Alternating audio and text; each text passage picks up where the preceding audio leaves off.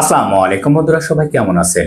চারিদিকে শুধু ভয়ঙ্কর সংকেত, চারিদিকে ভয়ঙ্কর সংকেত। আমাদের প্রধান উপদেষ্টা ডক্টর মোহাম্মদ ইউনূস স্যারের গত রাতের বৈঠকে গুরুত্বপূর্ণ কিছু বিষয় উঠে আসছে।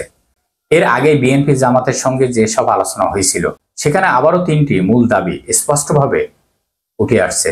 যেমন প্রথমত সংস্কার হতে হবে, দ্বিতীয়ত বিচার হতে হবে, তৃতীয়ত নতুন সিস্টেমে নির্বাচন দিতে হবে।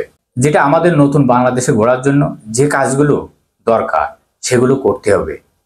এগুলো জামাত ইসলামের মূল বক্তব্য ছিল, আর সেটাই করতে হবে, বুঝছেন? এইটা দাবি জামাত ইসলামের।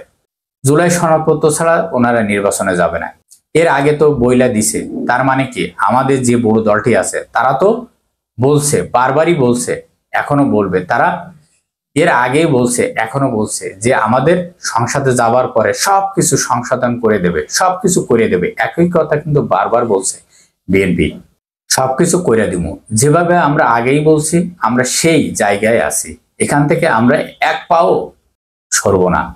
গত এক বছরের যে ব্যাপারটা নিয়ে দ্বন্দ্ব হচ্ছে বা মারামারি হচ্ছে বা ভিজাল হচ্ছে, কিন্তু আমাদের মাথার মধ্যে আছে জুলাই সংস্কার সনদপত্র এবং নতুন একটি সিস্টেমের নির্বাচন নিয়ে দ্বন্দ্ব চলছে, তাই না ভাই?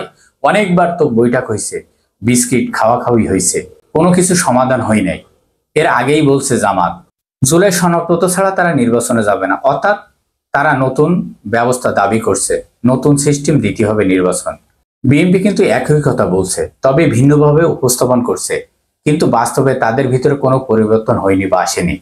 এখনো তারা সেই পুরনো কথায় ঘুরিয়ে ফিরিয়ে বলছে আমরা সংসদে গেলে সবকিছু সংশোধন করব। কিন্তু প্রশ্ন হলো, এভাবে কি পরিবর্তন আসবে? কিভাবে আসবে? পরিবর্তন আসতে হলে তো সময় লাগবে, তাই না? আলোচনার দরকার হবে। অথচ এখন তারা মিডিয়ার কোনো স্পষ্টভাবে উত্তর দিতে পারছে না, কারণ লন্ডন থেকে নির্দেশ না আসা পর্যন্ত তারা সিদ্ধান্ত নেবে কিভাবে দেবে, কোনভাবে দেবে।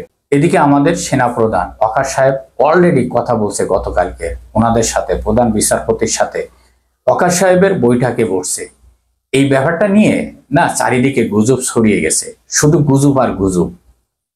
ইতিমধ্যে 111 সরকার আবার আসছে আমাদের এই দেশে, আসবে, এরকম একটা গুজব চারিদিকে ছড়িয়ে গেছে ইতিমধ্যে। চারিদিকে এখন ভয়ঙ্কর। আপনারা কি বিশ্বাস করেন? তো দেখেন, ওই রকম কোনো সরকার এই দেশে আসবে না। জনগণের সাথে নিয়ে আসতে হবে, তাই না? আমাদের দেশে বর্তমান পরিস্থিতি দেখুন, একদিকে দলগুলো নিজেরা নিজেদের মধ্যে লড়াই করছে, অন্যদিকে নানা দুর্ঘটনা, অনিয়ম, বিশৃঙ্খলা চলছে। সবাই শুধু প্রতিশ্রুতি দিচ্ছে, কিন্তু কাজের কাজ কিছুই হচ্ছে না, তাই না? এদিকে ভিতরে ভিতরে সরকারের মধ্যে বিভক্ত দেখা দিছে। কেউ বলছে সরকারকে দায় নিতে হবে, এর মানে সরকারের ভিতর ভাঙন তৈরি হচ্ছে। মনে রাখতে হবে, কারণ সরকারের অধীনে পুলিশ, মিলিটারি, সেনাবাহিনী সবাই সরকারের অধীনে। যে যাই করুক না কেন সরকারকে দায় নিতে হবে, কারণ 16 বছরে যাহা কিছু করছে শেখ হাসিনাকে কিন্তু দায় নিতে হয়েছে। তেমনি আমাদের বর্তমান সরকার ডক্টর মোহাম্মদ ইউনূস স্যারের তো দায় নিতে হবে, তাই না?